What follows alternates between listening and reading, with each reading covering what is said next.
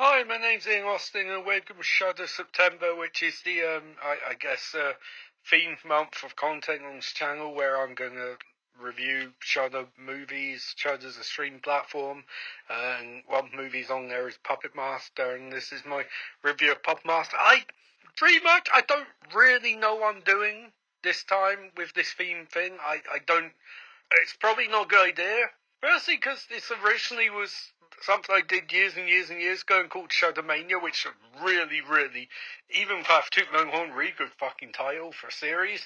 And for some reason, I did a video of preview coming attractions to my channel, and I called it Shudder September, which is fucking stupid and has basically ruined it already. But whatever, it's too late to change it now, it's not, but it's, so I watched Puppet Master, which I've never seen before, and it's on, Shudder, and it's a movie. It's a Steam classic, apparently, according to their review thingy, on their website app, where, it's got an audience rating 5 stars, which is absolutely goddamn ridiculous, and doesn't make any goddamn sense, but there you go. So I have watched it, and it's actually weird because I thought I had seen it before, but apparently I haven't, because it's actually reasonably okay. I know it's not exactly a ring endorsement, but it is a watchable movie, because it is a weird goddamn movie. But also, it's weird but competent. It's not great. Nothing about it is particularly inspiring, but it's competent and, as I said, weird, which is unique, because normally these movies are very generic and dull, and this one is weird, and it's not as weird as it could have been. Obviously, it's still trying to be somewhat mainstream. It fails completely, because it's about puppets, and puppets aren't really mainstream. I suppose the Muppets are, sort of, although they haven't received in ages, because people are fucking idiots and don't appreciate the value of a Muppet and more. But this movie is about puppets and, like, a Nazi cult, I guess, maybe, sort of, possibly. I don't really understand what the law of this franchise is, but this movie has... I mean, first thing to really say about the movie is, it doesn't have any strictly human, like, characters. I mean, the guy's wife, Mrs. Gallagher, I guess technically is human, although her husband is an immortal, possessed man who can possess corpses, his own corpse, I guess. That probably make more sense than just possessing random corpses. But the rest of the characters are kind of magicians, they call themselves. So they have, like, kind of superpowers. One has the power of divination. It basically just sounds like Rogue from X-Men, which says, sugar. I can't do her accent, but if I could do her accent, that'd be her accent.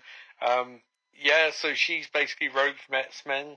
Another one has the power of looking into the past and uses it to have sex with her partner, or tries to, and he's sort of like, no, you gotta be serious. Surely you have to be serious, and she's sort of like, I'm serious. Also, my character's name's not Shirley, and I know that's not a good joke, but I'm going to include it in as many of these fucking views as possible. Yeah, and then, like, they have sex, but then a doll vomits up cockroaches, I guess, or some sort of slug that starts eating his chest. Oh, he's tied up at point, because they're having, like, bondage, kind of rough sex, and then he got dead, and she got impaled by a puppet with a, like, drill on its head, and there's another puppet who looks like the Phantom of the Opera crossed with Michael Jackson, and then, like, he has a hook hand, and a hand for a hook and a hook for a hand, and then there's a Nazi cult, and it sounds weird. What's even weirder is, like, the two main actors, Alex and Mrs. Gallagher. She looks exactly like Christine Milioti, and he sounds like a fucking doppelganger of Mark Ruffalo, which is really distracting. And no, I'm not even really reviewing this movie so much as that, because the movie is decent. That's basically all I have to say about it. It's a decent movie, and this is a really inspiring start to Shudder September. Yeah, so I enjoyed it. It's a good start. I wish I had more to say, but I really don't. I can't say I really have. I did actually sort of zone out at points in the movie, but it was pretty watchable. And definitely I'd give it like 3 out of 5. Now tomorrow is Puppet Master 2, which Jesus fucking Christ. I do not have high hopes for that in the slightest. Because normally when you watch like a horror franchise, the first one sets the bar. And I don't think you can really set a bar with 3 out of 5, but there you go. This was a movie about puppets, and okay, I'll see you tomorrow, bye.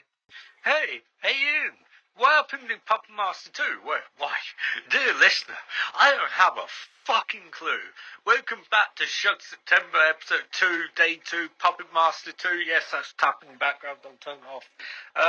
So I don't have a goddamn clue what happened in this movie. I have this thing while watching movies where sometimes I'll literally, not like narcolepsy, it's just like I'll just tune out completely, be doing something, look up the screen, I'll be like, I don't know how we got here, and this is definitely one of those movies. So, the first one was about a bunch of sidekicks, I guess, apparently according to TV tropes and Wikipedia, a bunch of sidekicks who visit a hotel, and there's puppets and there's Nazis, and this one, they're not sidekicks. It's kind of like Mummy Returns thing of like past loves and things like that. Because the guy who's a villain in the last one, Andre Toulon, he's resurrected from the dead, and he looks like the Invisible Man / the Phantom of the Opera, and he's sort of like, I get my wife back, and I speak with a vaguely German accent.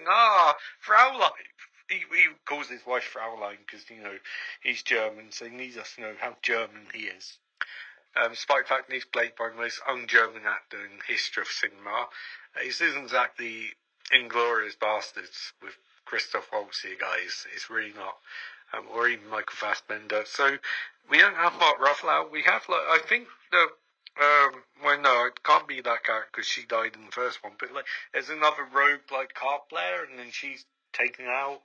And there's, a bed set on fire, and so just this movie it seems to be going in different direction than first, because this seems to be like a warped love thing, again, Phantom of the Opera overtones, only not as good and not as convincing, and again, the Mum Returns stop from this movie is made first, but I watched this movie second, so it's sort of like the Mum Returns did this, and it wasn't that great in that movie, but that movie had budget. But, no one cares about that, because everyone's here just to see me describe the puppets, or hear me describe puppets, and puppets are great. They're really cool. It's just the problem is the first movie's kind of weird, but silly, but dumb, but interesting, and this movie's not interesting.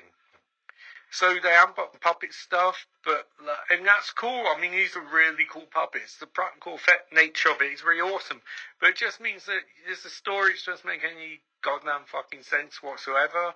I know I wasn't really paying attention to it, even if I had been, I don't think it'd make any sense, because at the end of the movie, sorry, spoilers, I don't know what to say, it's a movie from the 80s. Spoilers, the puppets turn on Andre Toulon when he becomes a puppet man, and actually the effects on the man puppet are actually really cool, because the eyes come bugged out. It's clearly a human actor, but they made him look puppety. So that's cool, but then they turn on him because I guess he's an arsehole. Maybe puppets don't like Nazis. I don't know. I don't fucking know. But the puppets turn on him and they start slashing him bits, and I guess the slug one from the first movie, she gets stamped on, so he rebuilds her. I don't know the minutiae of the puppet thing, because this guy, they're pretty much indestructible. One of them gets stamped in the fucking face, full on by a human, which is super size big. I don't know the exact size because I'm not a mathematician or geometrist or whatever the fuck they are. But he's stepped on and he has no effect. But then they slash this guy. I guess their puppet weapons, like the puppet hook, are more dangerous. They slash him and his legs start bleeding green goo, which okay, and then they murder him. And also when he's dying, what he does is, so he slashes his throat, his blood goes into a tube, and that tube goes into the puppet, which becomes a man puppet, and then he turns to ash. I guess the science, I think what you can really say is they definitely go for that child's play vibe, where it's haha, is this bit silly, it's getting progressively sillier, but playing up stupidity of it. But here's the thing, child's play ain't great in just general. It's it's decent, witty script and for all of them and all that, but it works because of Brad Dourif. And this doesn't have a fucking Brad Dourif. Had that guy from start first one who's also in Major Pain. He played, and he's a real, and also the Kids Martyrs movies, but they don't use him, which is weird because he's a really good, over-the-top, melodramatic actor, and he would have been great for this. They don't fucking use him because, well, who gives a fuck, I guess. So yeah, and then this movie ends, and then it's revealed that a woman's a woman puppet. And then she's sort of like, oh, you puppets come for me. They may or may not be going back to Berlin, I don't know. Anyway, this isn't a particularly good movie. 2 out of 5, maybe again more of a rating if I was paying attention. I didn't know what the fuck's going on. But anyway, yeah, Puppet Master 3 will be tomorrow, so see you then. Bye.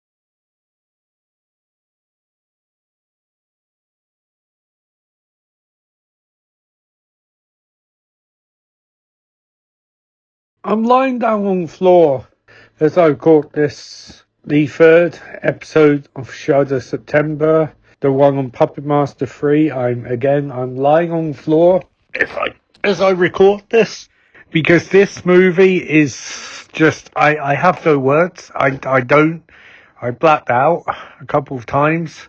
This movie is ostensibly about, it's a prequel, Puppet Master and Puppet Master 2. Is about Toulon and his wife is murdered by Nazis, which I think we established in the other ones. And this movie is a complete prequel, which is weird enough because you only made 2 movies, but apparently ran out of stories. They're like, hey, let's go back to the late 1930s, the 1939-1945 scuffle with Germany. And then we're in past, and Toulon, his wife dies again, and he creates puppets, and I don't really know what happens with this movie. None of it's really stuck, which is strange because that premise should be amazing, and it's not.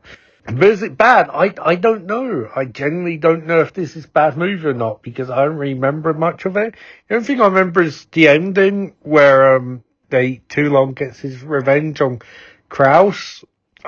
Kraus, because the writers were restructuring. I'm sat up now. I've got a bit of headache. To be honest, it's yeah. I don't. Here's the thing. I don't think this is bad per se. I mean, it's not good, but it's not bad. It's low budget. But again, like the other two, the puppet effects are awesome. They're really, really good. It's just the movie is just not. It's just not up to much. It's just not. It's just not very interesting, and I think that's probably this one. I think the first one was kind of weird, but like at least it had something. This doesn't. It has the great idea, but it doesn't do anything with it, and you can't blame budget past a certain point for that because you still could have written a decent script, and this wasn't a decent script. I think we kind of spoiled for choice by movies dealing with revenge in WW2, even like more silly, even stuff like X-Men First Class, which is kind of a bit silly, a bit broad, has those amazing scenes where Magneto is hunting down Nazis, or former Nazis. And that's the thing could have been good here, but instead we get kind of like the Nazis want puppets to fuel the war effort, and do get a lot of Nazi stuff in this movie, but just not very interesting again. I think the fundamental problem is not too long. One, he's not a very interesting character, and two, his backstory is basically a couple of lines. His wife was murdered by Nazis. He wanted to bring her back to life, so he started making puppets, or maybe make puppets for, I don't know. But it's not really a particularly detailed backstory, and we don't need a fucking prequel to really explain it. So if you're going to do a prequel, it needs to be more madcap. And I think this is one of the things I'm going to run into some issues with this month of Shudder stuff. Shudder loves stuff like this because of name value. Like, hey, and it worked for me as I watched all three Puppet Master movies in 3 days. I think there might be more, I don't know for sure. But, like, it's not good. I remember I watched their Children of Corn exclusive, which obviously is non-exclusive because, Shudder just pay for. They do make their own exclusive movies, but that was like, hey, we bought this and we first one shooting in England, which is not really exclusive anything because that's a shit movie. Really, really shit. But I think this is definitely a case of, hey, it's a recognisable IP. There's like a bunch of sequels out there we could put on our streaming app. Although it makes me wonder why they didn't pick up the other 9,000 fucking Puppet Master movies and put them on the app. But the fan base seems to like them. I've had a look through reviews and they really enjoy it. So maybe it's me.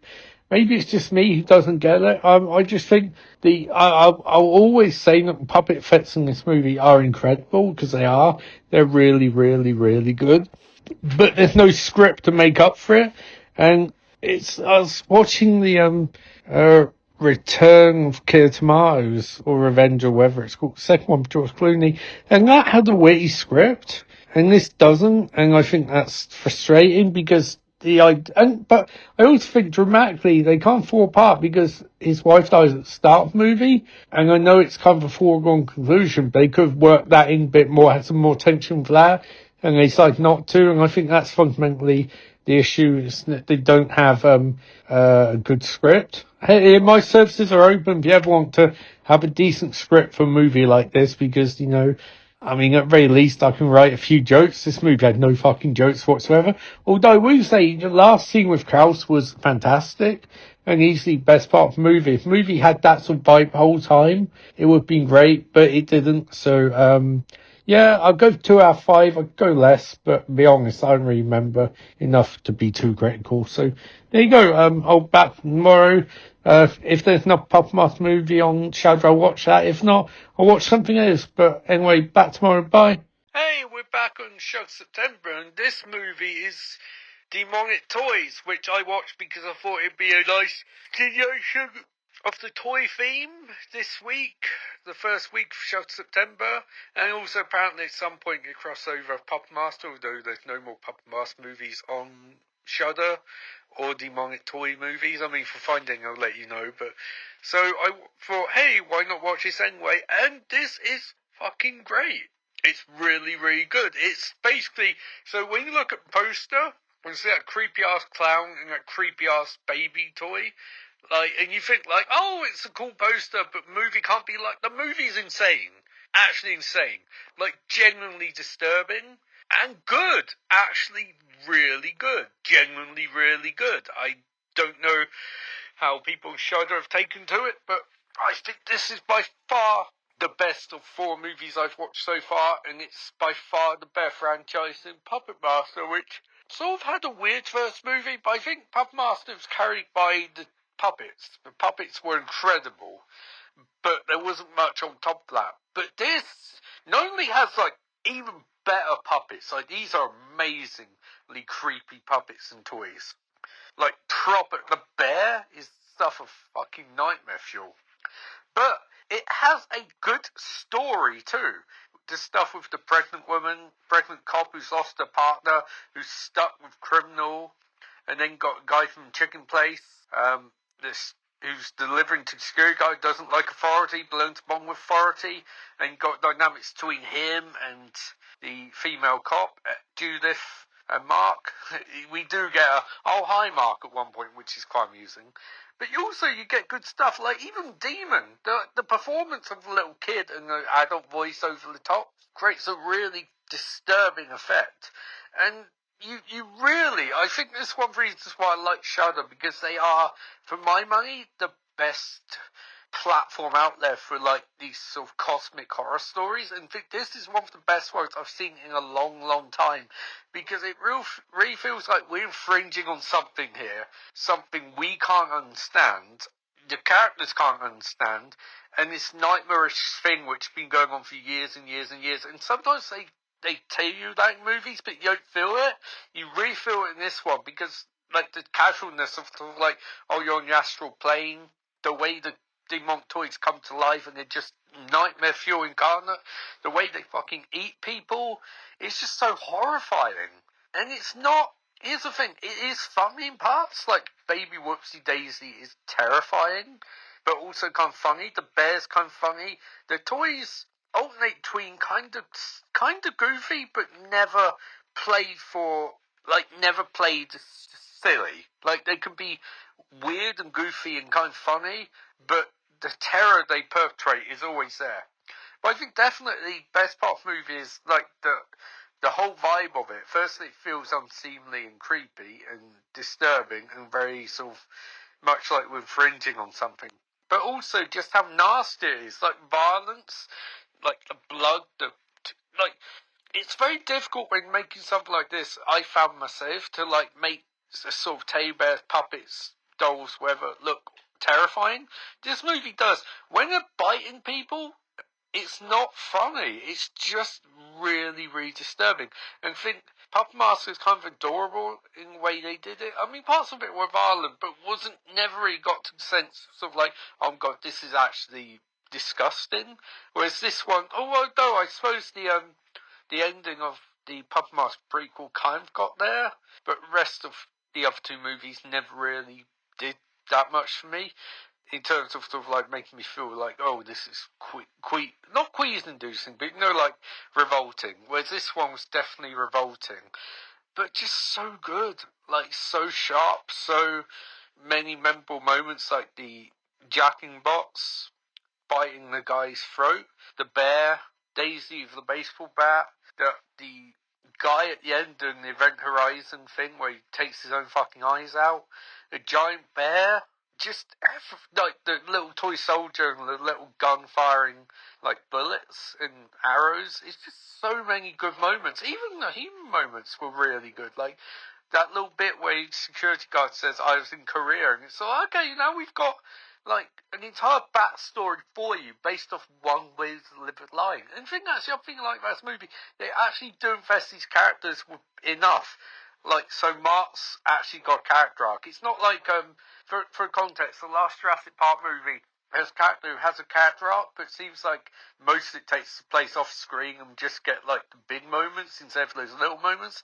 This one has the little moments, like where Judith briefly considers committing suicide, which is a very, very human moment in the middle of this sort of bizarre movie. So yeah, I love this. I thought I'd go 4 stars. Really enjoyed it. Kind of annoyed there's not more sequels on there, but I kind of like the fact that this one just ends. And to me, that's it. Very much like Child's Play thing of it's just a good horror movie. Very good horror movie. So definitely recommend this one. I think the next one I'm covering is probably going to be stop motion, which technically isn't like toys or puppets, but at the same time it's sort of like it deals with the way these sort of movies are shot. And also I really want to watch stop motion. And also the cover on Shudder, the female lead has no eyes, I think, so that ties into this movie too. So I'll see you tomorrow, but definitely watch Demonic Toys if you can. So week 1 of Shudder September is complete with the stop motion directed by Robert Morgan, 94 minutes long, from 2024. And 4 stars out of 5 on Shudder fan base meter, which, yeah, I don't know whether that necessarily means much, but it's a cool thing to have on this podcast, is to have a bit more stuff like that. Oh my god, I've got bean juice all over me, fuck. With my new t-shirt, no less, fuck's sake. Yeah, so I saw Stop Motion. It was a movie of 2 halves. Was it good?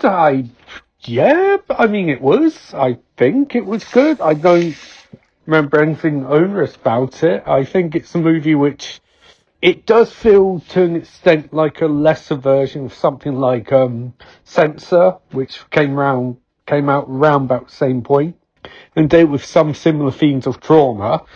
And I think that did it better, but also think it's hard to compare them too much beyond surface levels, because this obviously, while dealing with the movie industry, is also dealing with the idea of, well, I suppose Sense deals with what is real too, but this has sort of the theme of the dolls and losing saving your work, which Sensor does have to be honest. Okay, so I think basically, I think this is not as good as Censor, but I don't think many things are. But I think this is very good in its own right. It's a movie dealing with trauma from a sort of transient's the wrong word, trauma from a parent perspective. There's a mum in this movie, they're completely like, how?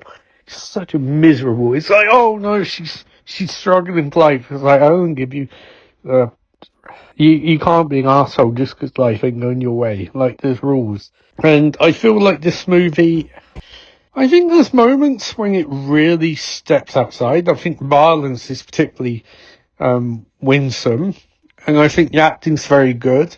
I mean, I guess the only flaw I find is, and I know some people might have got me the credits list, I think it feels like a surface level of a movie exploring a sort of way the business discards female creatives. It doesn't really delve into her psyche the way it should. It's very surface level. It does some cool stuff with stop motion aspect, but doesn't do quite as much as it could have done. I think there are parts, especially at the beginning, where they're playing the idea of stop motion, and I think the movie kind of explores that, but also is kind of hesitant to. Maybe it's a budget thing. I also think, fundamentally, the reason this doesn't work as well as Censor is, I think people do understand stop motion, but it's not as well-versed as other parts of movie making process. And when they talk about, like, we're making movies, like, you're making, I mean, you can make stop motion movies, but what they're making in this movie doesn't feel like a stop motion, like, feature-length movie, if that makes sense. Although I suppose because they're only in 3 nights. I mean, the like dolls and the stop motion figurines. Well, I don't know if they're actual figurines, but they're cool. And it's it's a movie. I think this is something goes back like Demonic Toys, which was like a very genre archetypal sort of horror movie, but they invested it with a bit more snap than you'd expect. And I feel like this movie, they get to out ABC. Let's go ABC as in, like, you know, you really get through 3 parts. Like, this feels like it hits A and it hits most of B, but doesn't get C.